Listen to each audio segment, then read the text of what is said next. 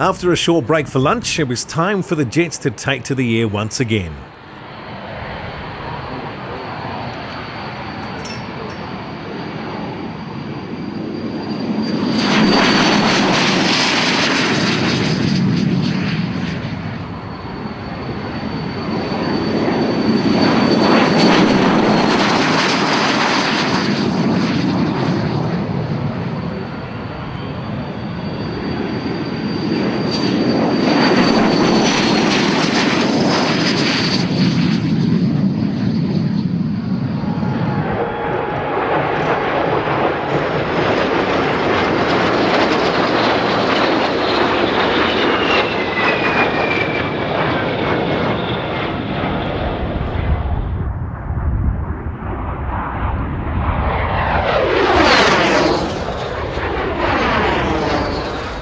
This year's airshow marked the first time in New Zealand that a non-military formation of 6 jet aircraft had displayed together. With 3 L-39 Albatrosses in the lead, the 2 Vampires on the edges and the BAC Strikemaster bringing up the rear, this was certainly an interesting formation. And again, one that's unlikely to have been seen anywhere else in the world. From our perspective, really the trick with doing it is matching the correct power from the lead, which was John Lennon in one of the L-39s.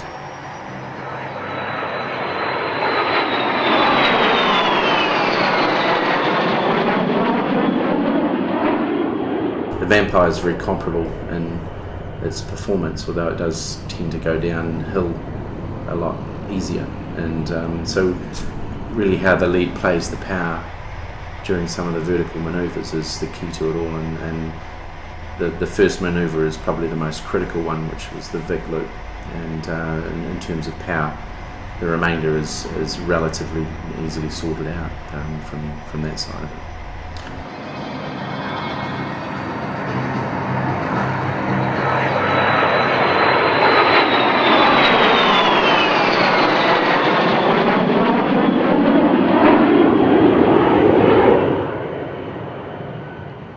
So in years past, you've been involved with the Yak 52 formation team. Yep, that's right. So you've obviously done a lot of aerobatics. Yep. Is there much of a difference between, say, the radial-powered team and the jet-powered team in terms of how you approach the whole thing? Or there is a little bit. The first thing that comes to mind is engine handling.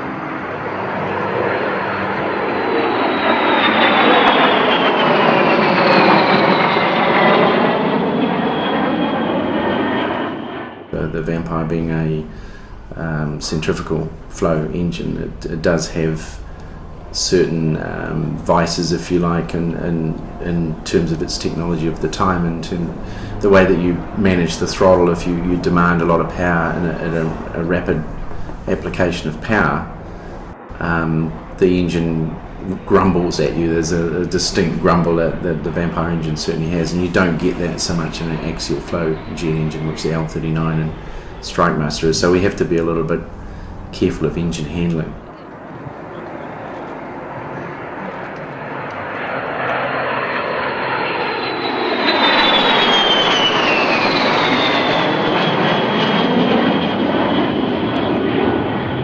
Radial engines a lot more forgiving, but of course when you apply power in a propeller-driven aeroplane, there's a rudder application to keep it straight.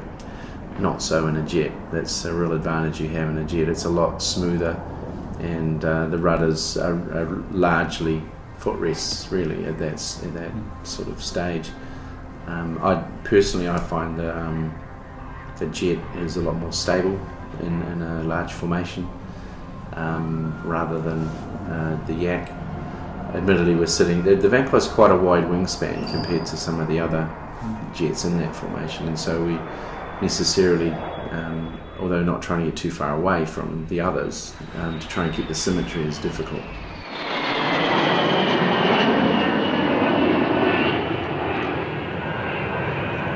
Because you're mismatching different aircraft types. So, but the Yak, it's such a tiny, agile airplane. You can tuck it in quite close, and so we don't tend to sit the jets as close because of the dissimilar aircraft.